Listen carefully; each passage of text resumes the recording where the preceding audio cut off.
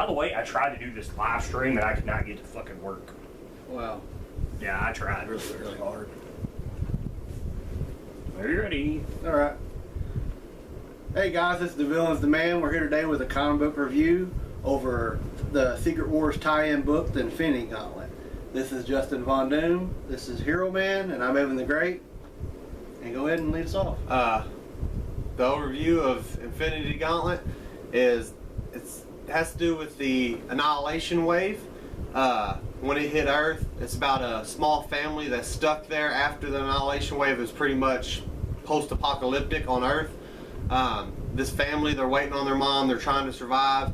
She's a member of the Nova Corps. She comes back, they all become members. The Nova Corps are hurting pretty bad.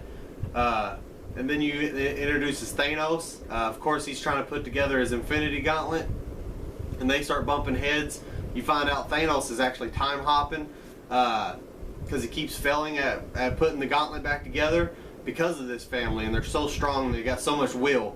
And so that's really cool how they're adding that in. And then you run into a couple different heroes. Drax is in it. Towards the end, they end up having a big battle with him. Then they come up with a pretty clever little way to defeat Thanos, which we'll get into that. I'm sure all the fans, if you haven't read it, you get the chance to read it. It throws you a little bit of curveball, and it's not a bad read. And it's only 5 comics long. Definitely worth the time to sit down and flip some pages. Overall, I really like this story. The ending caught me off guard, and I think that's what really drew me in. In the beginning, I really thought it was very Walking Dead-ish, as you know, there's no one around.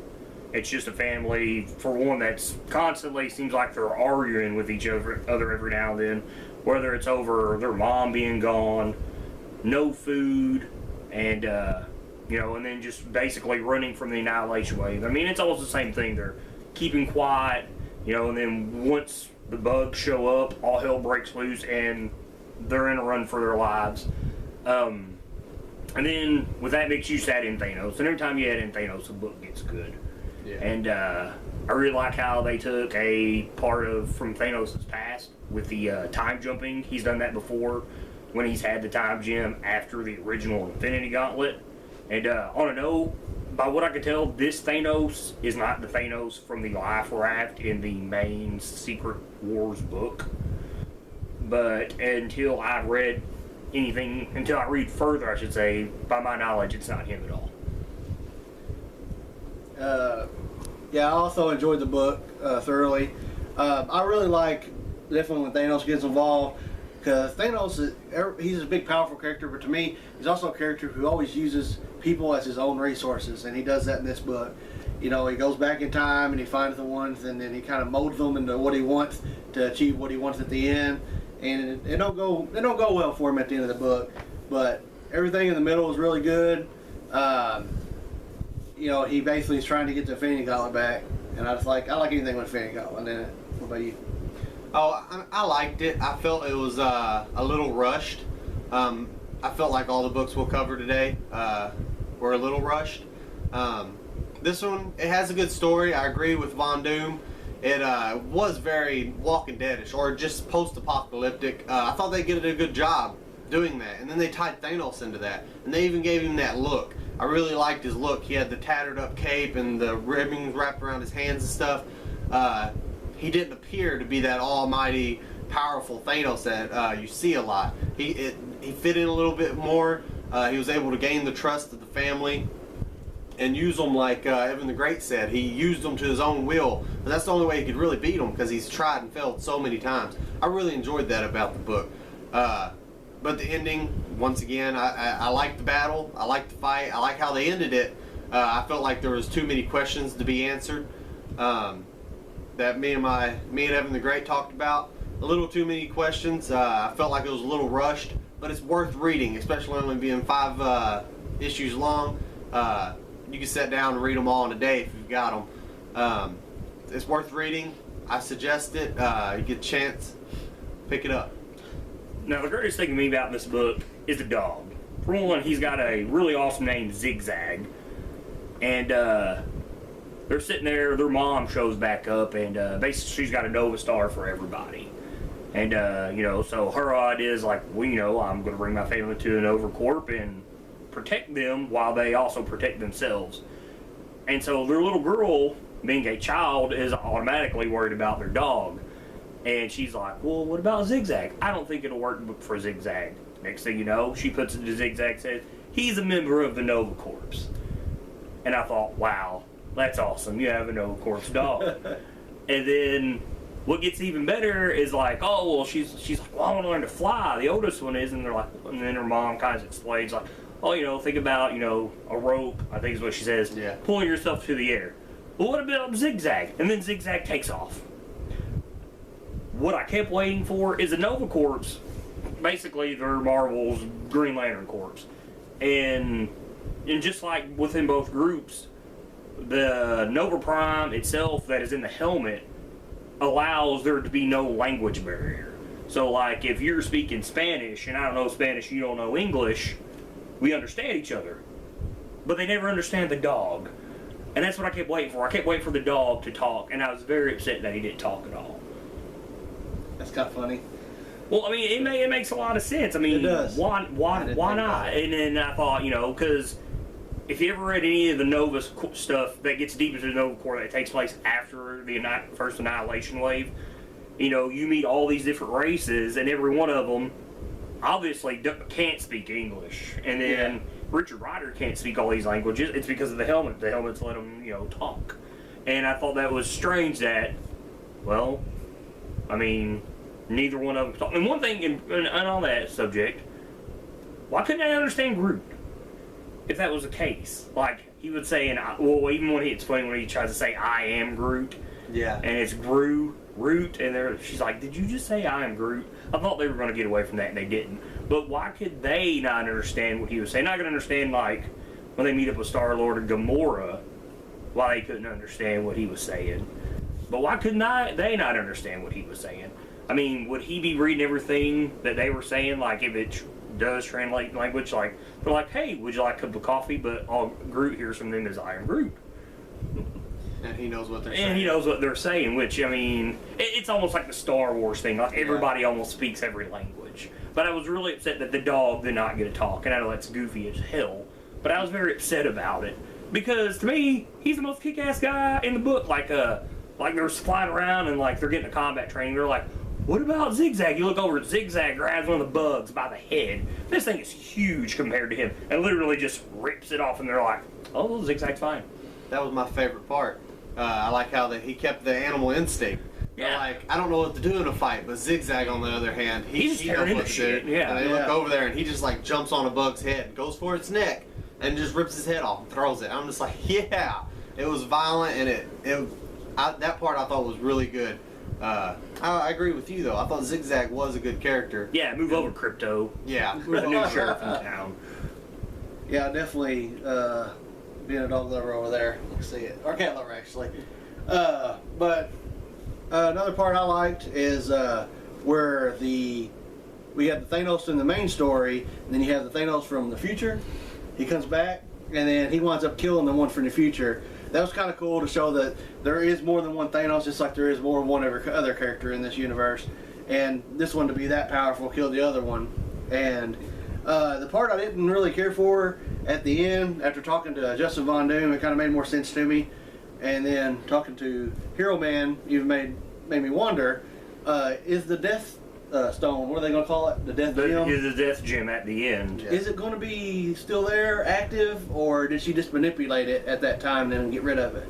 Well, I'm sure being in control of the reality gem, which is, I mean, I understand the joke, like I was telling you guys, the stones speak to you, the stones fill each other out, when you're trying to complete the gauntlet. Surely enough, she would have thought to, with reality I made this stone, that she would get rid of the stone. But didn't you say it was sitting there at the end of the book? Because I don't remember if it was or not. Thanos disintegrates, it's sitting there. I think she might keep it, man. That's a good ace up your sleeve. Well, obviously she would have, because wasn't everything good at the end of the book, right? Yeah. Yeah, everything was good, so obviously she had to put their reality back together. Mm-hmm. So I would assume that maybe she took it. Or maybe just taking it is the wrong thing, and the stone automatically kills you. You know, that could be. So wait. So if she done that, would she not absorb Thanos' soul in the soul gem? So would Thanos still not be alive in that book? Well, we don't know the full extent of the death gem, though. We don't know what it does to somebody. Oh, I guess that's true. It might completely erase you from reality. That's how it kills you. And at this time, the last issue of Secret Wars isn't out because, God forbid, Marvel puts anything out on time. But maybe that's something that's used against Doom. How they can actually beat Doom. Because there's this gauntlet, and I'm not sure if this gauntlet is tied to the gauntlet that's found. It's either issue 6 or 7. I was telling you guys with I think Namor and Black Panther find it. And so would there be 2 Infinity Gauntlets running around? There's a good chance because every Thanos that was coming back in time had his own gauntlet. Yeah, but it's the same Thanos. Yeah. And they're just taking each other's spot, and they're like, well, Yeah. I mean, it's like, well, you failed, I'm going to kill you, and I'm still alive. It's a loop. It's like a never-ending loop. So, I don't know. Well, I was going to hint at the fact that every time he came back in time, he referenced that when he comes back, his gauntlet no longer worked. It's like the gauntlet and the gems only work in their reality on their time. Because when he comes back, he references that it's useless once he back that's lives. true, yeah. I thought that was interesting. As powerful as the gauntlet is, that if he goes back in time into the same time stream, the one that he went back with, I guess, is overpowered or overridden by the original. And I thought that was interesting. And I guess in a sense would that not tie in with Siege and the Chrono Mines, where Kane said he couldn't travel the time stream. Yeah. 'Cause remember in that book he jumps back in time to tell him that the wall's going to fall, the shield will fall, and then he keeps talking about how the time stream's like almost manipulated. So I guess in a sense would that be saying that God Doom is literally more powerful than the Infinity Gauntlet himself? Because obviously he has to be preventing that then. And I didn't think about any of that until you just said that.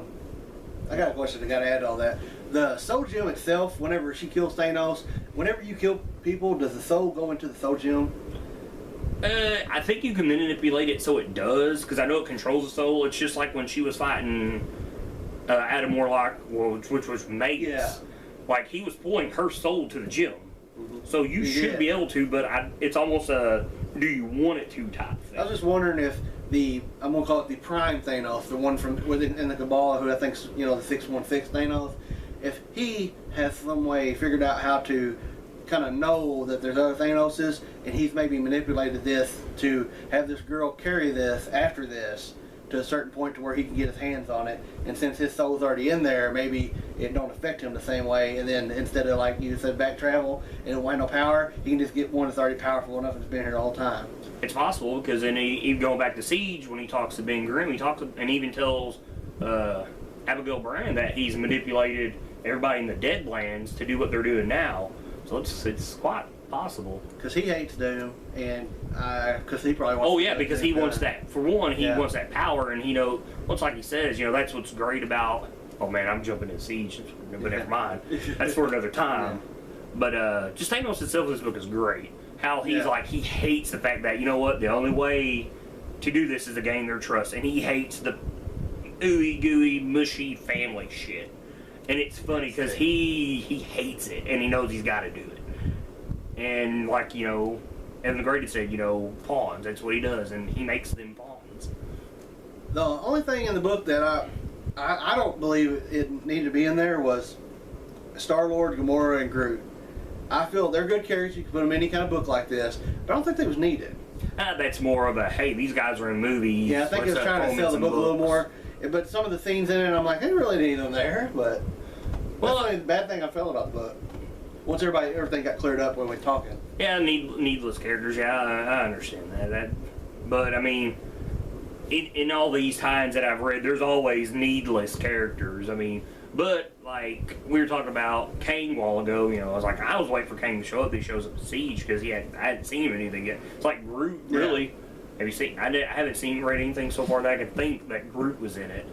I know Star-Lord's got his own title, and Gamora. But I think Gamora was an A-Force. I'm not sure. But yeah, I can't think of anything maybe Groot was in. Not off the top of my head. I haven't read everything. But that might just be in a way to, throw them in there and, like I said, publicity for movies. I'm going to jump back for a second while it's still on my mind. We got we carried on a little bit. Talking about the gauntlet. When he jumps back, one thing I noticed, when he jumps back and the original gauntlet is the only gauntlet, when he jumps back, the one he has is powerless. All these universes and realities are merged as one. Would they not start overriding each other till there's just one? That's what I was wondering. I wonder if it worked that way. If there is multiple gauntlets, as it works with topping in the time stream, would it work if there was just one universe? Would one gauntlet become the one gauntlet?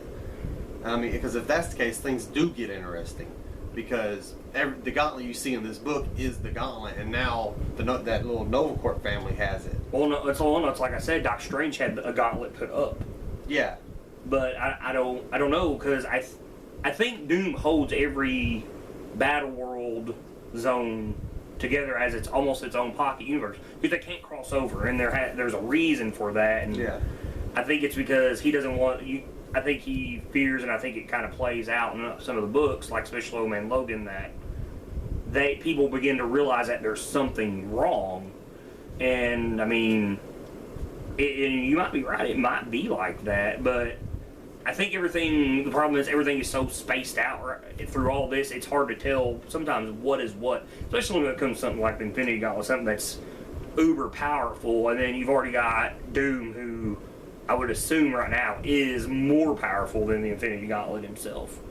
More of a reason, not that it matters this, but why would Doom even allow the Infinity Gauntlet to be around if he made himself, God? Well, he kind of has a tendency to overlook and underestimate stuff. And he likes to challenge you to do. Yeah. So, but before we get any more carried away into that, I don't think the book really, even though Evan the Great said with Star-Lord and Gamora and Groot, I don't think the book had any lower points. I mean, even if you want to go to that point, Drax was very, very unnecessary. I mean, he just showed up to get his neck broke. Yeah. He didn't do a lot. I thought it was cool to see the old Drax, though.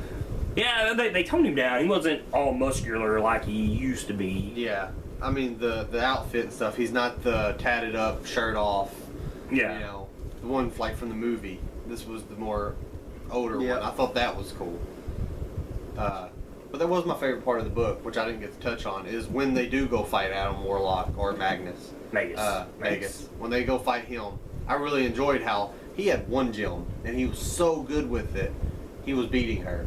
And she was just relying on his power. She wasn't being creative or anything, and he was, bringing it to her, and I thought that was really cool. It showed the power that you can actually have with one gem. If you had them all, if you know how to use them, you got to know how to use them individually before you can use them as a whole. It's kind of what I felt by it, because some of the stuff he was doing, she couldn't even find him. He's like, if you knew how to use them, you would not, Well, I think that's assuming that he's probably had that for a while. Yeah, and I enjoyed that, though. It showed how good he was with what he had, compared to her, who, at the time, she had, 2 or 3 of them? She had 3 at the and time. He just disappeared. She couldn't even see him, and he sneaks in on her and pulls her soul out. And I thought that was a good part of the book. I enjoyed it. Anything else, guys? Close it out, man. Guys, just remember to follow us on Facebook, Twitter, check out our YouTube channel. We're going to be doing more of these in the future. If you guys ever want to read along with us, just write us in comments, and also we'll be letting y'all know what we're going to read next. Then you can send questions in. We can answer them. Maybe do a Q&A after this. Hey, on top of that, give us some ideas of stuff you want to be heard from us. Yep. So just remember, guys, just keep reading. That's close enough.